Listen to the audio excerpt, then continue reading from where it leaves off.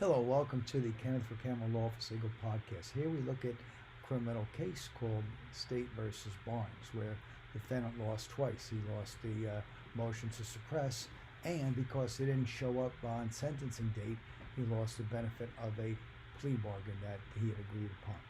The defendant here appealed from the denial of his motion to suppress and from the judgment of sentence. The police here had executed a search warrant at a residence of an individual identified in a controlled drug buy.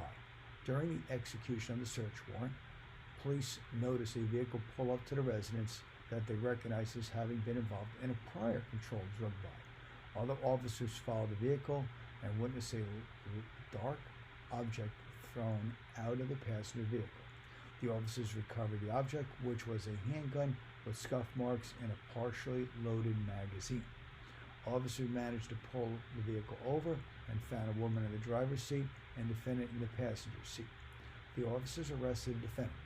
The defendant moved to suppress the handgun. The trial court denied the motion, ruling the police had reasonable suspicion to believe the female driver was engaged in criminal activity when she walked away from the house after noticing police inside, and thus the police had a lawful basis to follow and stop the vehicle.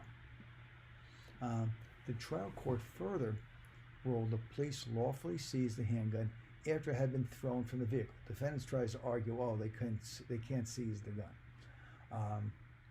After the suppression motion was denied, defendant pled guilty to 5 offenses under 5 indictments, acknowledging he had possession of the firearm and at the time had a domestic violence conviction, meaning he can't have a firearm.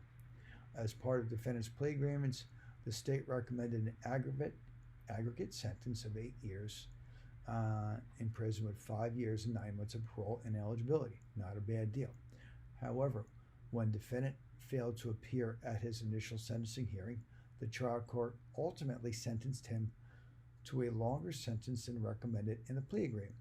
On appeal, the appellate court affirmed defendant's conviction and sentence, ruling that the police had reasonable suspicion to stop a vehicle identified as participating in a controlled drug buy and could seize the handgun when it was tossed from the vehicle. The court further held that the defendant lost the benefit of his plea bargain for failing to appear for sentencing that he was advised of. And that's State versus Barnes. Further information on criminal cases, defenses, visit website njlaws.com or website benotguilty.com. That's benotguilty.com.